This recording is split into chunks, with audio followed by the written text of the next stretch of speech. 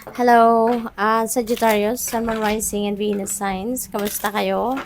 Sana po'y nasa mabuti kayong kalagayan. Welcome back po sa Star Tarot. Kung bago kayo rito, welcome din kayo. Thank you sa inyong support. I truly appreciate it. God bless you all, Sag. O na mensahe ninyo, control. Ayan. So siguro, Sagittarius, some of you are being controlled by someone or by a situation. So, maaring sa ngayon, mag-iiba na ang ihip ng hangin. No? Maaaring sa ngayon, you are going to have that courage na and is inner strength, no, to take back your power. So, ngayon siguro you're breaking away from being in control, no? Or being controlled by someone, yung ganon. So, ano na ngayon, papalayain mo na ang sarili mo from this energy. So, what else? We have communication. Ayan. So, maaaring meron ditong correspondence na paparating sa inyo. Maaaring meron kayong hinihintay na text or may hinihintay kayong tawag or maybe mga PM or DM. Ina-expect ninyo kaya nakabantay lang siguro kayo sa inyong phones. Probably then na kayo yung magsisend ng importanteng text or phone call, no? Or kayo magsisend ng DM or PM, no? Sa kung sino man. We have open relationships. Ayan. So, siguro, ito yung ano ng iba sa inyo, ganap, no? Parang walang label lang. Yung ganon, no? Nagdi-date, pero walang commitment, walang formal na usapan na kung kayo or hindi, yung ganon, no? Or maybe, you are open to maaaring meron kayong dinidate at bukas pa rin kayo, no, na makipag-date din sa iba pa, no, hindi lang sa iisa. Yung ganon, yung parang hindi pa, yung tawag doon, exclusive, no, ang relationship. So, tignan natin kung ano pa ang ganap for some of you. We have manifestation. Wow, napakaganda. Sabi rito, believe in yourself. Trust your instincts and follow your heart, for in doing so, you shall manifest all your heart's desires. That's true. The life you have for so long aspired to create will soon manifest. Ayan. So, magtiwala ka lang sa sarili mo. Magtiwala ka na kaya mo na madala sa inyong realidad ang minimithi ninyo, kung ano man yung ini-envision ninyo for yourself, no, you are able to manifest that. And magtiwala ka lang that you can bring it, no, or you can make it happen, no. At sabi dito, with that, no, makakaasa ka na mamamanifest mo lahat ng heart's desires mo, no. So, just believe, no, just continue to believe, no, na madadala mo yan sa inyong realidad. At yan ay talagang mangyayari. It will manifest soon, no? So, kumbaga, hold your vision, no? Hold your vision. Kung ano man yung eksaktong ganap na gusto mong makita or ma-experience sa buhay mo, hold your vision, and for sure, one day, you will see it, no, in reality. We have patience. You just need to be patient, no? Hindi tayo pwedeng magmadali. Hindi tayo pwedeng mag-rush na ganon, na kukulitin natin ang universe. Kasi, the universe has the last say, diba? Everything happens in divine order and timing. Patience is required at the moment. You may feel that things are not moving as fast as you would like, yet there is a lot going on energetically. The current situation causing concern is evolving positively. Let go and have patience. You will eventually realize that this whole event was in fact a blessing. All is perfect as it is. Trust, you are eternally loved and guided. Ayan. So, kailangan talaga magpasensya. Hindi tayo pwedeng magmamadali, even if siguro sa tingin ninyo ginawa ko na ang lahat, no, pero bakit wala pa rin nangyayari, no? So, even if wala kayong nakikitang movement, even if wala kayong nakikitang changes sa paligid niyo, that doesn't mean na walang nangyayari, no? Kasi sabi dito, there is a lot going on energetically. So, God is preparing something para sa'yo.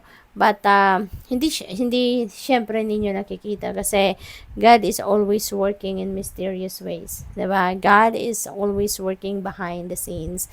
At ginugulat na lang tayo, no?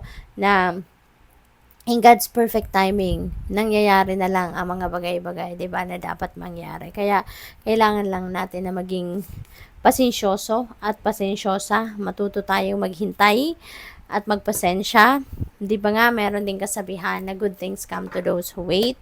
At the longer we wait daw for something to happen sa buhay natin, the longer we wait for the things na hinihingi natin sa universe, mas bongga ang piniprepare niya para sa atin, no? Bilang parang pinipremyohan niya tayo sa natuto tayong maghintay, natuto tayong magpasensya. Kaya binibiyayaan tayo na mas bongga pa kaysa doon sa ini-expect ninyo or hinihingi ninyo.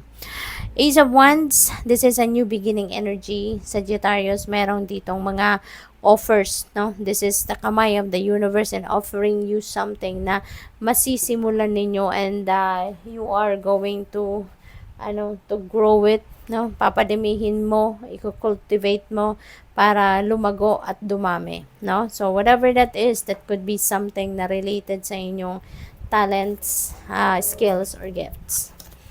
We have 7 of Cups. Ayan, multiple opportunities ito na paparating. Maaring isa dito sa mga oportunidad na to ang sisimulan ninyo, no? Maaring ito yon, isa dito, and you're going to embrace that, na alam ninyo na this is for me, no? We have the moon energy. You're divinely guided, no, Sag?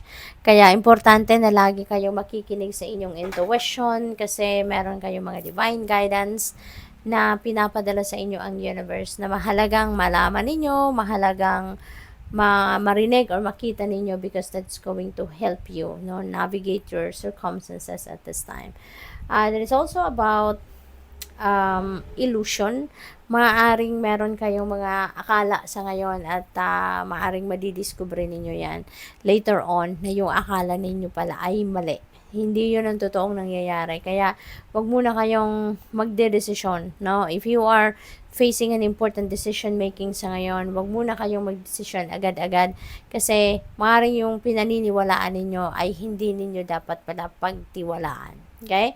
Madidiscover ninyo yan. There are going to be information kayo na malalaman or madidiscover on your own at dyan ninyo mapapatunayan na buti na lang, diba? Masasabi ninyo na buti na lang, hindi pa ako nagdesisyon kasi hindi pala ito yung totoong nangyayari, diba? Or hindi pala ito ang katotohanan, yung ganon.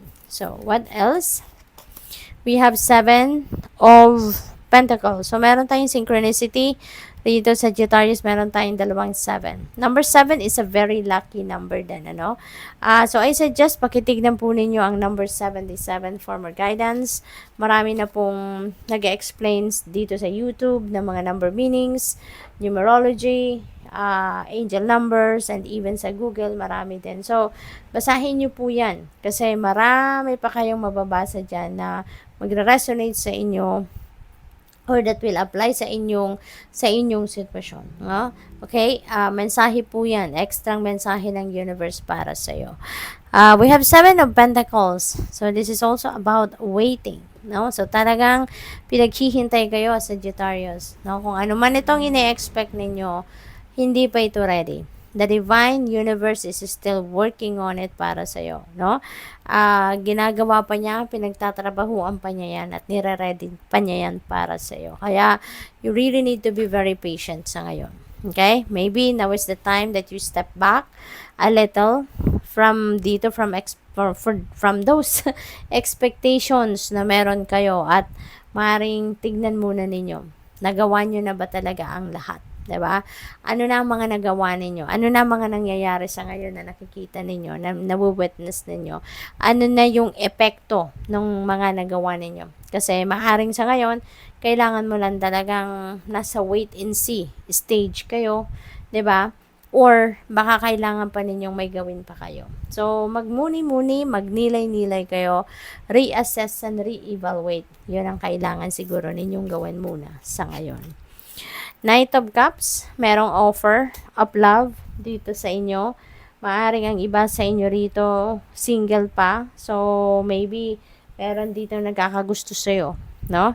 Maaring yung open relationship na to, maaring dito pa lang magsisimula, no? So, depende sa inyong sitwasyon, no? But definitely, there is an offer of love dito for some of you. What else? The Fool, this is new beginning. Meron kayong sisimulang bago talaga, bagong chapter sa buhay ninyo.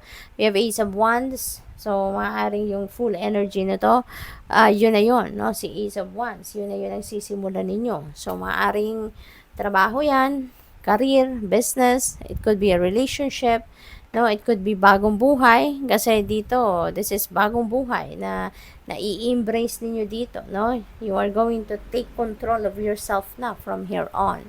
So, good luck. Thank you for watching Love and Light. Namaste.